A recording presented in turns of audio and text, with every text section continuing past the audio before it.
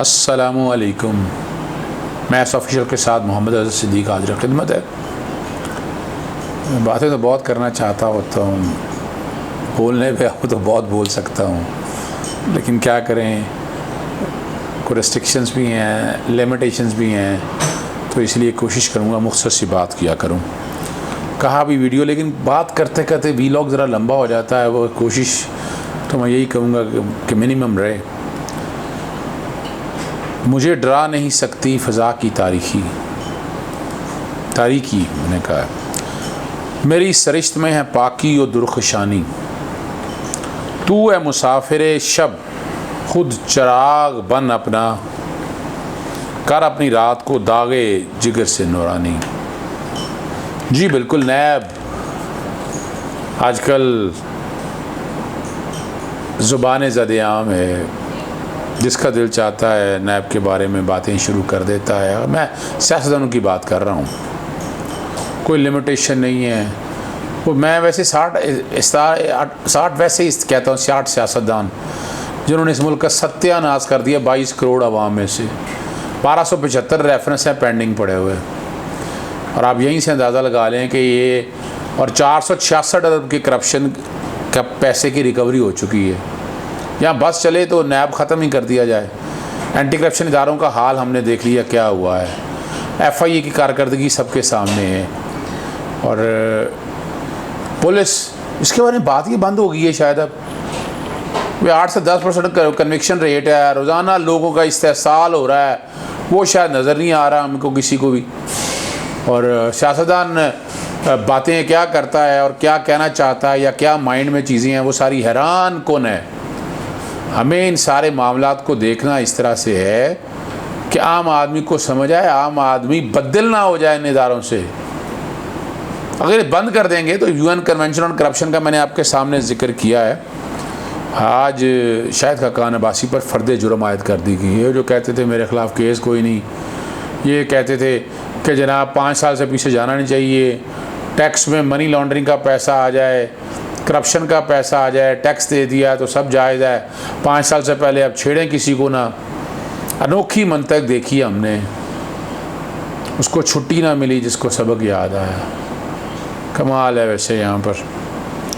और अब तो चाहिए इन्हें शायद खाकान अब्बासी साहब को कि दरख्वास्त दें नैब कोर्ट के अंदर, और नैब कोर्ट के अंदर दरख्वास्त देकर ना ट्रायल करें, डे टू डे ट्रायल करें इसको, ताकि काम ख़त्म हो।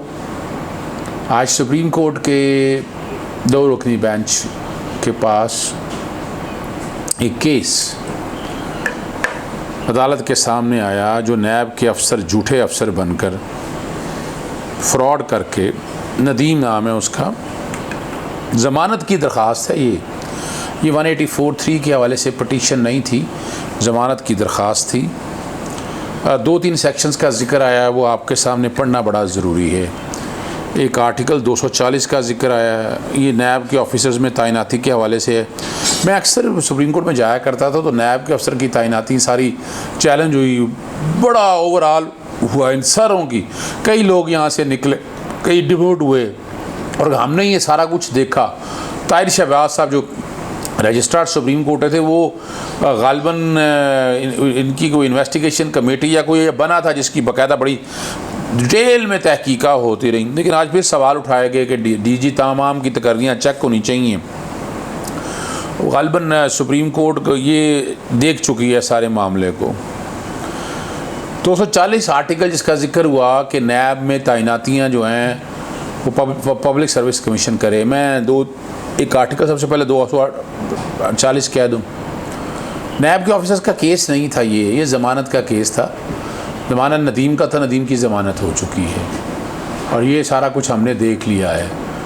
ये हमने सारा कुछ रिकॉर्ड की बातें हैं, तो रिकॉर्ड पे ही मैं रह के बात कर रहा हूँ। Subject to the constitution the appointment to, heading है इसकी आर्टिकल 240 की, appointment to the service of Pakistan and condition of service. Subject to the constitution, the appointment to and the condition of service of person in the service of Pakistan shall be determined a in the case of service of federation post in connection with the affairs of Federation and all Pakistan service by or under act of Majlis Shura Parliament, एक कानून बनना है.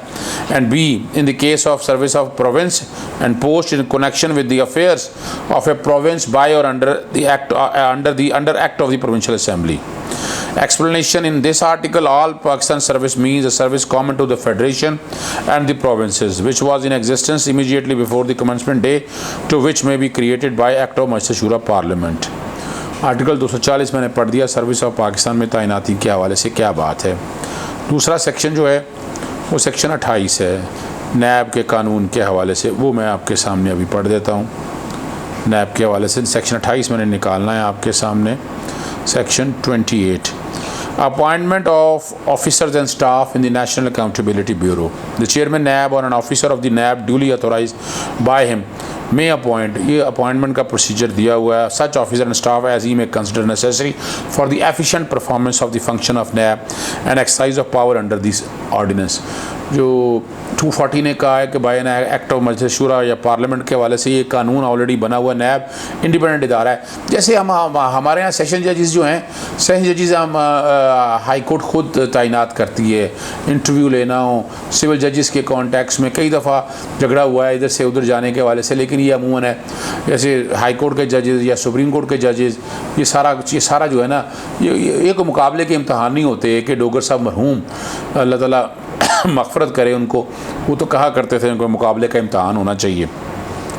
बहरहाल ये तैनातियाँ सारी जो है high court के जजेस और सुप्रीम कोर्ट जज जुडिशल कमीशन तैनात करता है आर्टिकल 175A के तहत, और उसमें मैं वीलॉग कर चुका हूँ.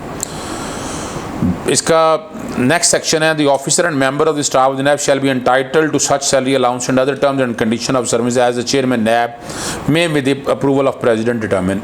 इनके term of service TCS rules बने हुए हैं और उसके मुताबिक इनकी तैनातियाँ होती हैं. Subject to sub section E, the provision of civil servant act shall not apply to the person appointed in और employed by the NAB. Civil servant apply नहीं होगा. ई में क्या है, notwithstanding containing substantial. D shall apply to a person who is a civil servant within the meaning of a law relating to appointment as civil servant of the federation of province and is deputed to और posted to NAB. जब वो depute होकर इधर आ जाए. The chairman NAB में appoint adviser में बाकियों में बात नहीं कर सकता. नॉट विद स्टैंडिंग डी ज़रा जरूरी anything contain to the country contain here और in for the timing in force. The chairman NAB shall not be required to consult the federal public service commission for making appointment and on matter related to qualifications of person for such appointment and method of their recruitment and the qualification for appointment and method of recruitment shall be such as may be by rules prescribe. Rules के तहत दिए हैं. Federal public commission का कोई ताल्लुक़ नहीं है. मैं जो कानून की प्रेजेंट पोजीशन है आपके सामने वो रखी है और मकसद सिर्फ आपके सामने ये रखने का था. जो ये लड़का था नदीम, ये बुनियादी तौर पर मिडिल पास है, भावलपुर में रहता था, ऑफिसर बन के कॉल करता था. ये जस्टिस काजी फाइज साहब के रिमार्क्स हैं कोर्ट के अंदर. मुलजम ने MD PSO को DG नैब बनकर कॉल किया. तफ्तीश के मुताबिक मिडिल पास मुलजम के पास सिर्फ एक भैंस है. ये तफ्तीश पुलिस कर रही है, ये नैब के ऑफिसर कोई नहीं है इसमें इन्वॉल्व, किसी तरह से भी नहीं है, किसी तरह कंसर्न नहीं है. अब नैब के प्रोसिक्यूटर ने अदालत को बताया MD PSO समेत 22 अफराद की मुख्तलिफ शिकायत मिली. MD PSO ने DG नैब इरफान मंगी से रब्ता किया और फिर DG नैब इरफान मंगी के साहब से पूछा गया कि आपकी तालीम कितनी है, तनख्वाह कितनी है.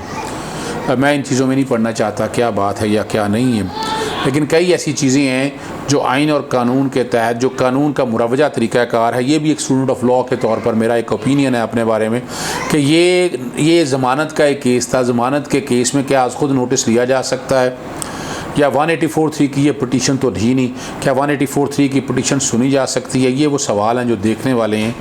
अब बहरहाल ज़मानत के केस में आज ज़मानत दे दी, मामला डिस्पोज हो गया. जो प्रेयर थी वो प्रेयर मेरा हाल बॉर्न फ्रूट. इन्वेस्टिगेशन ने फोरेंसिक नहीं कराया, वो डाटा सारा नहीं लिया, तो ये तो कमज़ोरी और सारी तो ये सारा तो काम था पुलिस का, जो पुलिस ने अपने इख्तियारात इस्तेमाल नहीं किए.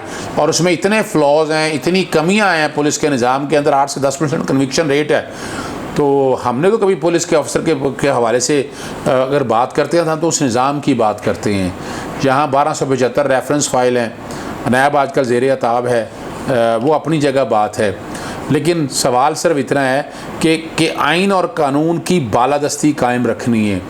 इदारों की इज़्ज़त और तौक़ीर अपनी जगह पर है। ऐसे इदारे, नैब एक मोतबर इदारा है और वो कानून और आइन के मुताबिक काम कर रहा है। कोई 70% के करीब कन्विक्शन रेट है और वो सारे मामला देख रहा है। चूँकि आजकल वो एक हवा फैली हुई ऐसी सोशल मीडिया पे झूठ इतना भूल के कि जनाब एक यकतरफ़ा एहतसाब हो रहा, ना कि यकतरफ़ा एहतसाब कोई नहीं है। मैं पहली दफ़ा देख रहा हूँ कि हुकूमत वक्त का भी एहतसाब हो रहा है। बार बार कह चुका हूँ, अलीम खान का केस है, सिफ्तान खान का केस है, बाकी वो सारे, यानी मिसाल के तौर पर जहांगीर तरीन की बात की जाती, जहांगीर तरीन बाहर और भाई जहांगीर तरीन के खिलाफ कोई मुकदमा दर्ज है, उसका नाम ECL में है, कोई दरखास्तें दी हैं, और जो जितनी भी हैं वो सारे शुगर मिले आपस में मिलकर, कभी इस्लामाबाद हाई कोर्ट, कभी कराची हाई कोर्ट, और फाइनली इस्लामाबाद हाई कोर्ट ने फैसला महफूज गालबन कर लिया उसका। सुप्रीम कोर्ट ने स्टे हुक्म इतनाई ख़त्म किया। उसमें जब तक मुकदमा दर्ज नहीं होता ECL में नाम कैसे? फिर वो बातें होती हैं अलीमा बाजी के हवाले से। फिर बंदा पूछे, अलीमा बाजी नैब के दायरा इख्तियार में आती हैं? कौम को गुमराह किया जा रहा है ना इस हवाले से। भाई वो टैक्स से डिफ़ॉल्टर थी या टैक्स चोरी किया या अवेड किया या अवॉइड किया, और वो सुप्रीम कोर्ट में जब ये जो फाइनेंशियल मॉनिटरिंग यूनिट जो बना था और जो एसेट रिकवरी यूनिट जो बेसिकली जिसने बैठ के पूरी पाकिस्तान से बाहर से जदादें निकाली, और यही लोग निकले थे सामने। फिर वो टैक्स जो अवॉइड किया था या टैक्स अवेड किया था, वो टैक्स दे के अब टैक्स कवानीन के तहत है। इसमें नैब का क्या कंसर्न है, ये भी हैरान कुन बात है। बाकी जहाँ तक है, अभी आप सिर्फ देख लें मेट्रो ऑरेंज, कितना बड़ा ये नैब का केस है, लेकिन चूँकि अभी तक मुकम्मल नहीं हुआ, तो ये प्रोजेक्ट मुकम्मल, अगर इस तरह की इंक्वायरियाँ शुरू कर दी जाएँ तो प्रोजेक्ट सारे हॉल्ट पे आ जाएंगे। शायद यही वजह है, इसलिए नैब का आप देखें, अब इतना बड़ा प्रोजेक्ट है, 350 अरब रुपया झोंक दिया कौम का। और इन बातों में सारे में देखने वाले बात है, तो कौम को हकायक सच बताने हैं हम सब ने। और ख़ास तौर पर सोशल मीडिया पे जो कैंपेन चल रही है वो गलत चल रही है, मीडिया वन साइडेड इस हवाले से। लेकिन एक्सपर्ट लाएं सामने, मीडिया में जो लोग बैठते हैं आकर वो कौम को सच बताएं, यानी इनमें कौन सा ऐसा केस है या ऐसी क्या चीज़ है। आटा चीनी के हवाले से अगर महंगी या ज़्यादा हुई हैं, JIT पहली दफ़ा बनी है, मैं तारीफ़ करूँगा इस बात की कि पहली दफ़ा JIT इस तरह बन के फॉरेंसिक होके को डाटा आ रहा है। मुझे 12 साल हो गए इन माफिया के खिलाफ लड़ते हुए, मैं नहीं रिजल्ट ले सका इनका। तो क्रेडिट जाता है इमरान खान की गवर्नमेंट को ये किया, और उसके बाद आटा यानी चीनी की आ गई, आटे के हवाले से चीज़ें सामने आ जाएंगी। फिर कर्ज़ों के हवाले से बहुत बड़ी जंग लड़ी है, लेकिन नहीं, मैं हज सस्ता कराने के लिए मुझे 10 साल लगे थे, सुप्रीम कोर्ट तक मामला गया, और वो अल्टीमेटली जस्टिस उमर अता बंदयाल साहब को बड़ा क्रेडिट जाता है, जिस तरह उन्होंने सरकारी हजाम आदमी की पहुँच में पहुँचाया, खाना वगैरह, वरना तो यहाँ लूटमार चल रही थी यहाँ पर, और ये क्रेडिट जाता है। यहाँ हमारी अदालतों ने पब्लिक इंटरेस्ट में जितने काम किए हैं, जुडिशल एक्टिविज्म किए हैं, ये बड़े कमाल की हैं। और ख़ासतौर पर चीज़ों से सबका चीज़ों से जाकिर निसार साहब ने तो बिल्कुल नहीं, एक नया जहद दी इस बारे को, और आम बंदों के मसाइल जिस तरह हल कराएं, उसकी दहलीज पर हल कराएं। तो कहना सिर्फ मैं ये चाहता हूँ कि नैब के इदारे ख़त्म नहीं होने चाहिए, और चेयरमैन नैब के हवाले से इरफान मंगी साहब गालिबन 2004 में तैनात हुए थे, तो उन्होंने चेयरमैन नैब ने तो तैनात गालिबन किया नहीं है उनको, मौजूदा चेयरमैन नैब ने। मुझे मैं चेयरमैन नैब ने शायद कोई तैनातियाँ भी की हैं या नहीं की, मुझे नहीं इस बारे में पता। ये सारी पुरानी पीपल्स पार्टी के दौर में या नून लीग के दौर में तैनातियाँ हुई हैं, और बाकायदा ओवरऑल इस बारे में बाकायदा एक स्क्रूटनी की गई, और ये सुप्रीम कोर्ट में चलता रहा, और वो मामला जजमेंट रिपोर्टेड जजमेंट है सारी। मैं कई दफ़ा कोर्ट में मौजूद था जब ये केसेस चला करते थे। कोशिश की है फेयर कमेंट्स के हवाले से और आवाम के सामने सच और हकायक रखने के हवाले से। उम्मीद है इस मुल्क में करप्शन का जो ड्राइव है वो चलेगी, और जो रियल कल्प्रिट हैं, जो बड़े बड़े गॉड फादर या सिजियन माफिया हैं, 2 सज़ाएँ हो चुकी हैं, बाहर बैठे हुए हैं, सज़ाएँ यहाँ भुगत नहीं रहे, तो ये इंसाफ का तकाज़ा है। आर्टिकल 25 का इतलाक़ होना है। इजाज़त दीजिएगा। अस्सलाम वालेकुम।